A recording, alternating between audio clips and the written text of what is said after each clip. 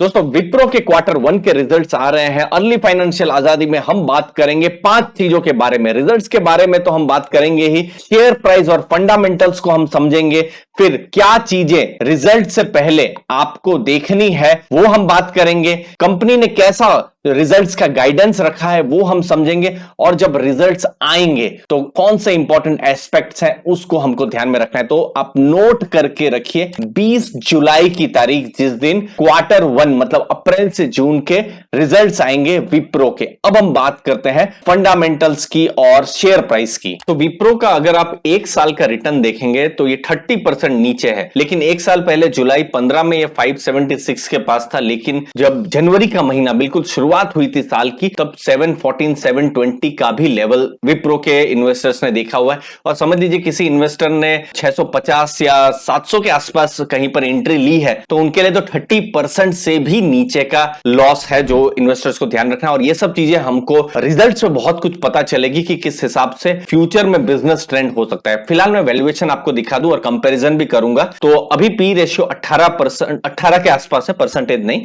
18 के आसपास है। अब ये ज्यादा है कम है तो मैं कंपेयर करूंगा इसके पीयर्स के साथ। पीबी रेशियो 3.35 है, डिविडेंड के लिए बहुत जानी नहीं जाती है, 1.5% का डिविडेंड है। अब देखिए यहां पर मैं जो विप्रो है, यहां टिकर टेप में यहां पर विप्रो को जो उनके जो पीयर्स हैं जैसे कि टीसीएस है, इंफोसिस है, एचसीएल है, तो आप यहां पर देख सकते हैं कि वैल्यूएशन में सबसे सस्ता विप्रो ही है, 18 के आसपास। टीसीएस को और इंफोसिस 28 27 का पी रेशियो है, एचसीएल का 18 के पास है, जो मैं टिकर टेप में आपको मैं दिखा पा रहा हूं।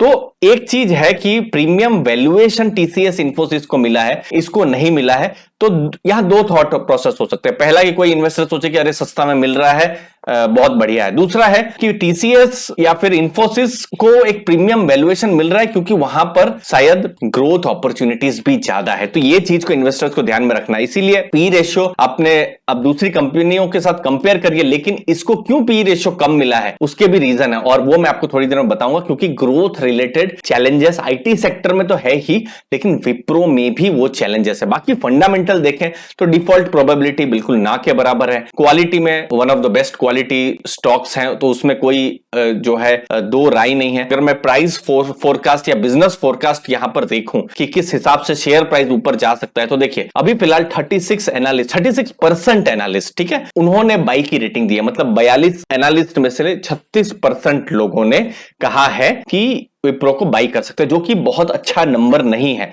मतलब एक तिहाई ही कह रहे हैं कि इसको बाई करिए। और लेकिन शेयर प्राइस भी नीचे गिरा हुआ है, तो कहीं ना कहीं जो आप मीडियन रेंज है, मीडियन रेंज एक्चुअली 505 506 रहने की बात है, जो कि अभी आप शेयर प्राइस 390 देखेंगे।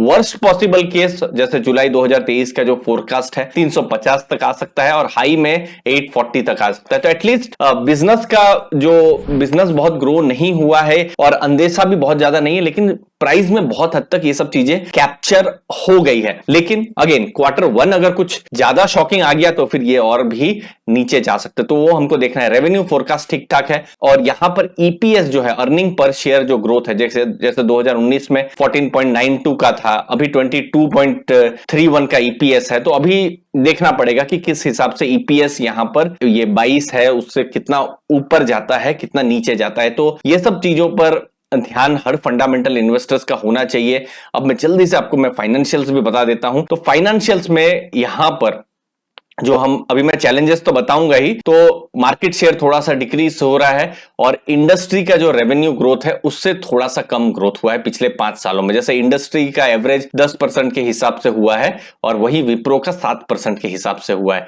और ओवरऑल आप देखेंगे 2021 से 22 ग्रोथ हुआ है, क्योंकि ये कोविड का एक ऐसा समय था जहां पर बहुत बड़ा ग्रोथ हुआ है हर आईटी कंपनीज को। आप देख सकते हैं 64,338 करोड़ रेवेन्यू से 81,000 करोड़ से ऊपर का रेवेन्यू यहां पर आया है। अगर आप प्रॉफिट भी देखेंगे 10,796 करोड़ से 12,230 करोड़ के आसपास हुआ है। डेटा मैं यहां पर आपको टिकर टेप में लाकर दे रहा हूं, जिसको मैं भी यूज कर रहा हूं फंडामेंटल एनालिसिस के लिए, तो आप भी डाउनलोड कर सकते हैं। नीचे मैंने डिस्क्रिप्शन बॉक्स में लिंक भी दी हुई है। तो हमने देखा कि विप्रो एक क्वालिटी कंपनी है, बढ़िया कर रही है, लेकिन क्यों मार्केट फिर भी उसको एक हाई पी रेशियो नहीं दे पा रहा है? अभी क्या कंसर्न्स हैं बिजनेस को लेकर? तो इन सब चीजों को लेकर दोस्तों मैं अभी आपको मैं बात करूंगा। तो तीसरी चीज हमको यहां पर क्या देखना है, हमको यहां पर मार्जिन्स को देखना है जो कि 21% थे जनवरी से मार्च 2021 में, जो घटकर 17% हो गए हैं जनवरी से मार्च 2022 में। अगर ये मार्जिन वैसे ही घटते रहे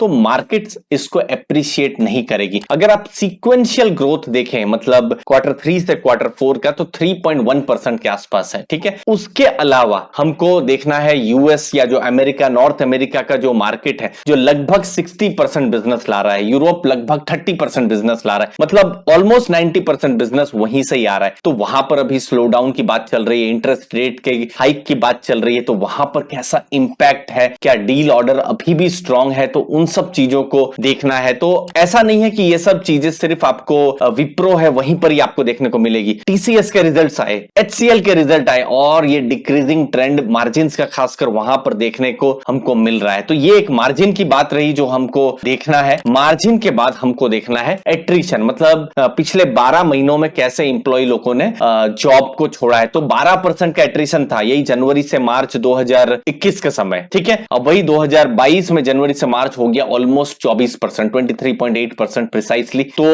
अगेन अभी जो रिजल्ट्स आए टीसीएस एचसीएल, जो एट्रिशन है और ज्यादा बढ़े हैं, तो यहां पर भी और अगर बढ़ते हैं तो फिर एक तरीके से इशू हो सकता है। तो डिमांड साइड भी इशू है, सप्लाई साइड भी इशू है विप्रो को, आईटी कंपनियों को। डिमांड साइड में अगर आप देखेंगे जो स्लो डाउन्स है उसका अगर कुछ इंपैक्ट पड़ता है तो, और सप्लाई में इतनी ज्यादा हिसाब से उनको इंजीनियर्स जो है, एम्प्लॉइज जो है, वो उतने मिल नहीं पा रहे हैं। तो इसको हमको एज एन इन्वेस्टर देखना है। बाकी कंपनी ने ये चौथी चीज आउटलुक दिया है, जब उनके जब रिजल्ट्स आए थे मार्च के एंड के, तो उन्होंने कहा था कि जून महीनों में, जून का जब रिजल्ट्स आएगा अप्रैल से जून का, तो क्वार्टर ऑन क्वार्टर उन्होंने 1 से 3% का ग्रोथ का गाइडेंस दिया था, जो कि बहुत ही म्यूटेड गाइडेंस है, बहुत ही अच्छा गाइडेंस नहीं था। अब इसमें भी समझ लीजिए 3% से ऊपर अगर आ जाता है जो भी ग्रोथ जो है, तो मार्केट उसको बिल्कुल अप्रिशिएट कर सकती है। लेकिन वही 1%, 1.5% रहा, या 1% से नीचे का ही अगर ग्रोथ रहा, तो ये चीज इतनी पॉजिटिव नहीं रहेगी, जो इन्वेस्टर्स को ध्यान में रखना है। तो ये आउटलुक को भी इन्वेस्टर्स को ध्यान में रखना है। अब पांचवी चीज, जब रिजल्ट्स आ जाएंगे तो क्या क्या इंपॉर्टेंट चीजें देखनी है, तो जो डील्स हैं, तो डील का मोमेंटम देखना है कि डील अच्छी खासी उनको मिली है या नहीं। पास्ट में बहुत अच्छा डील्स, बहुत ज्यादा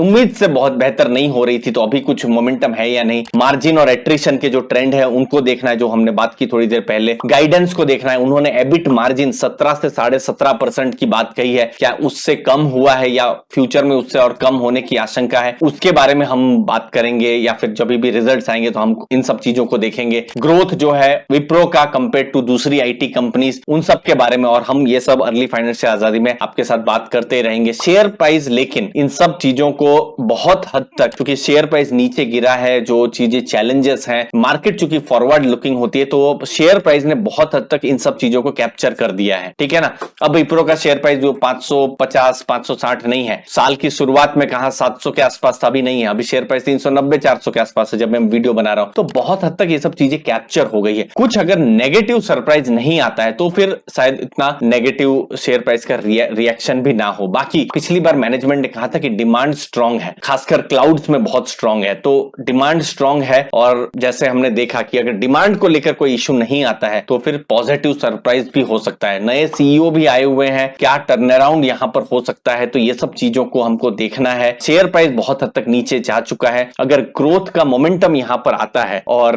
टर्न अराउंड जैसी सिचुएशन आती है तो स्टॉक फिर से इंटरेस्टिंग हो जाता है। तो ये सब चीजें हमको Q1 में पता चलेंगी। तो फिलहाल एक wait and watch kind of scenario है, जहां पर शेयर प्राइस नीचे गिरा हुआ है, वैल्यूएशन भी सस्ते हैं एक जगह में, और दूसरी जगह में ग्रोथ रिलेटेड चैलेंजेस हैं, एट्रिशन रिलेटेड चैलेंजेस है। तो देखेंगे 20 तारीख को दोस्तों किस हिसाब से चीजें चेंज होती है। बाकी आप अगर और ज्यादा फंडामेंटल एनालिसिस को समझना चाहते हैं तो टिकर टेप को आप भी डाउनलोड कर सकते हैं, मैंने डिस्क्रिप्शन बॉक्स में लिंक दी हुई है, आपको वैल्यू जरूर मिलेगी। आपके समय के लिए दोस्तों बहुत बहुत धन्यवाद, thank you very much. Early financial आजादी को सब्सक्राइब जरूर करके रखिए, ताकि आपको फाइनेंशियल फ्रीडम या फिर जो रिसर्च रिलेटेड जो कंटेंट है आपको मिलते रहे।